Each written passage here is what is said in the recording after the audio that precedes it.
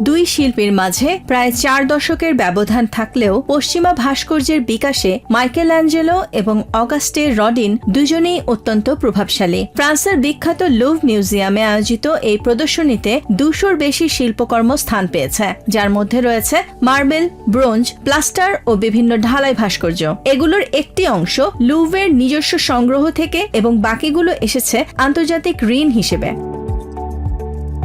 কিউরেটরদের মতে living bodies শিরোনামের এই আয়োজন তুলে ধরছে কিভাবে রডিন মাইকেলঅ্যাঞ্জেলোর শিল্প ভাবনা আত্মস্থ করে তা আধুনিক রূপে পুনর্নির্মাণ করেছেন। রডিন প্রথমে প্যারিসের ফাইন আর্টস স্কুলে প্লাস্টার মডেলের মাধ্যমে মাইকেল অ্যাঞ্জেলোকে আবিষ্কার করেন। এরপর 1876 সালে ফ্লোরেন্সে গিয়ে তিনি এক ধরনের শিল্প উদ্ঘাটনের অভিজ্ঞতা পান। তিনি নিজেই বলেছিলেন, এই মহান জাদুকর তার কিছু রহস্য আমার কাছে উন্মোচন করেছেন।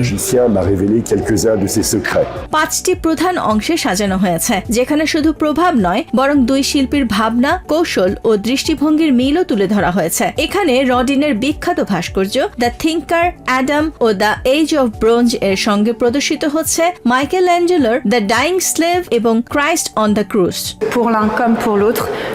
দুজন শিল্পীর ক্ষেত্রেই মূল বিষয় হলো জীবন্ত মানবদেহ, পুরুষ কিংবা নারী, যা কখনো নগ্ন, কখনো আবৃত। তবে এই দেহ শুধু বাহ্যিক গঠন নয়, এর ভিতরে যে প্রাণ ও অনুভূতি রয়েছে সেটি তাদের আগ্রহের কেন্দ্র।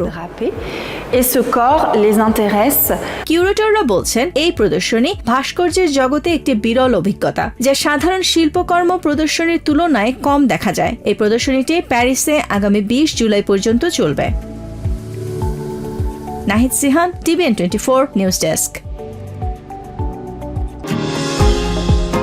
নিউ ইয়র্ক থেকে সম্প্রচারিত TVN24 টেলিভিশন বিশ্বজুড়ে বাঙালির কণ্ঠস্বর।